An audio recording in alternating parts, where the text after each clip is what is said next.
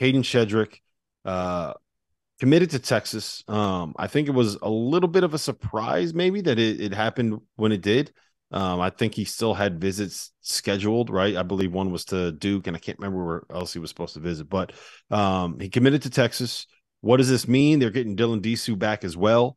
All of a sudden, they have a front line that is figured out. Dylan Mitchell has declared for the draft. Tyrese Hunter has declared for the draft, but there's finally some positive momentum this offseason for Rodney Terry when they lost a lot of guys. Let's be frank. They lost a lot of guys. Yeah, which they know they're going to lose a lot. So that wasn't much of a surprise. But now you have your front court. Your front court, you got at this point with Shedrick and Disu and maybe Dylan Mitchell coming back. He should come back, I guess. Maybe not. I mean, again, if he can go late first round, you go.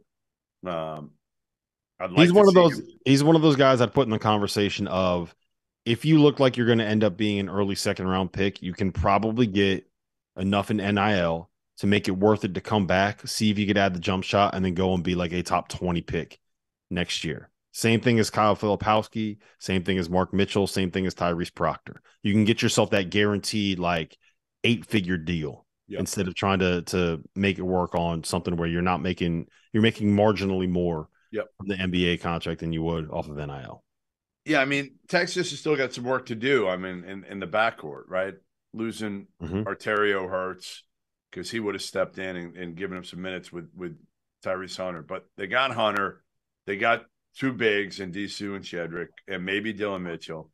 They bring in Ron Holland, who's a killer. One of the toughest, hardest playing forwards out there. So they need another guard. I mean, they need a shooter. They need a guard who can shoot the ball, period. Because Tyrese Hunter, as good as he was at times shooting the ball, he was not great. He kind of was what we thought he was shooting the ball for the most part last season. Hey, we thought he was going to be a superstar. That game I was at. You were at. Yeah. Weren't you there?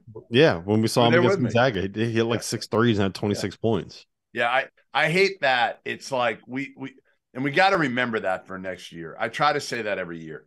And I did it twice. I did it with him. We do it every year, man. Remember when we did it with Quentin Grimes? Quentin Grimes Champions Classic. Terrence Shannon. I was at the Terrence Shannon game in Vegas this year. I forgot about that. I was at a bunch of them. Like, I was at the Grimes one. Like, I've been in a bunch, and I overreact every single time. It's so hard not to. It's the first time we see these guys. Everyone's excited about it. You know who another one was? Wait, I got to find a good one for you while you're talking. I'm going to find a really good one for you. Well, it's only naturally overreact because we've been waiting. Like, we talk for 7 months about what we think all of these players and these teams are going to end up being. And we finally see it on the big stage for the first time. That you have to overreact. There's no way to not overreact. You get caught up in the moment. It is what it is. All right, but it's funny how we say that every year. It's like, next year I'm not gonna overreact to these guys that make a bunch of shots in the first games, and then Harrison Ingram is gonna come out here in the ACC Big Ten Challenge. He's gonna hit 7 threes in the first game. We're all gonna be like, North Carolina's winning the title again. Book it. Or Caleb Love. Here's Caleb my Love one game from of the season is gonna come out and hit 9 threes. 2014. Ready? 2014. This is one of the first ones. Oh, let me guess. 2014. Was it one of the Kentucky guys? Who was on that team? No. One of the Harrison twins? It was Marcus Smart. Oh, yeah. He went 5 for 10 from 3 against Memphis. And we were all like, oh my God, Marcus Smart shots. It's fixed. It's completely, he can shoot now. And then it was like, no, he really can't. No, he still can't. Now he's in the NBA and he still can't shoot. All right, let me ask you this about Kadin Shedrick, because I was actually texting with a buddy of mine who was a Texas fan.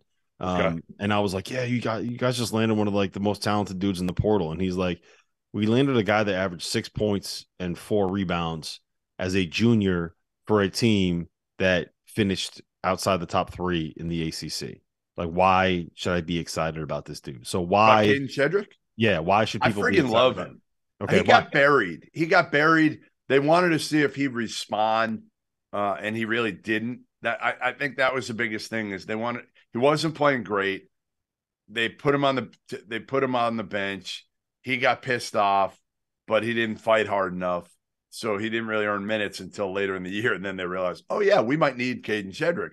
and he was great against Furman, even though Virginia lost that game. But I honestly believe Kadin Shedrick can be a double-ish, like a 12-8 guy. I think Kadin Shedrick is a 12-8 guy for Texas.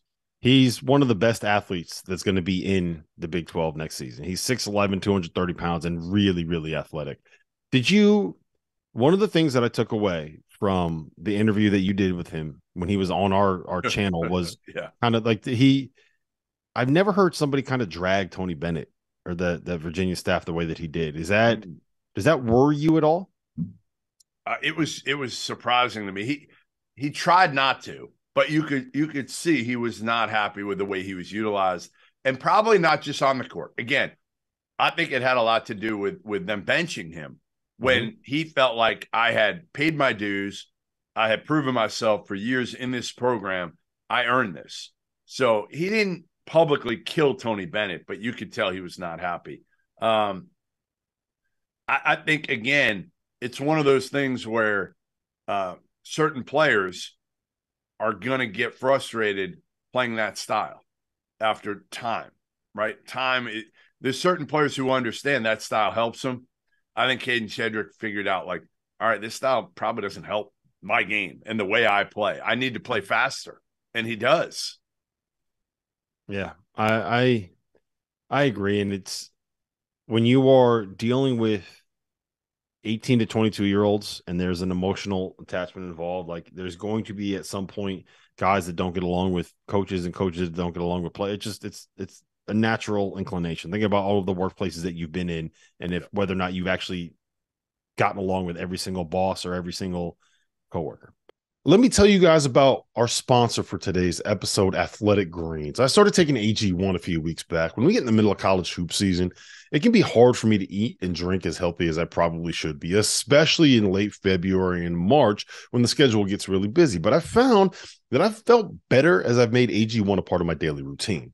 I take AG1 in the afternoons after the coffee is worn off and once the itis post-lunch is kind of set in. And what I found, my energy levels are up. It's improved my digestion. And as a result, I'm not only more efficient and productive in the most important time of the year for me and for the field of 68, but I'm working out more consistently. I just feel better. AG1 is so much more than just a greens powder. It's comprehensive health and the power of habit in one. Covering my nutritional basis for the day literally could not be easier, which is why I trust Athletic Greens. I just mix one small scoop of the AG1 formula with water, and I drink it every single afternoon. Done. Just like that. I also like that it only costs $3 a day. The price is right. If a comprehensive solution is what you need for your supplement routine, then Athletic Greens is the answer. They are giving you a free 1-year supply of vitamin D and 5 free travel packs with your first purchase. Free! Just go to athleticgreens.com/field68. That's athleticgreens.com/field68. The link is in the description below. Check it out. Support the Field of 68 and feel better about yourself.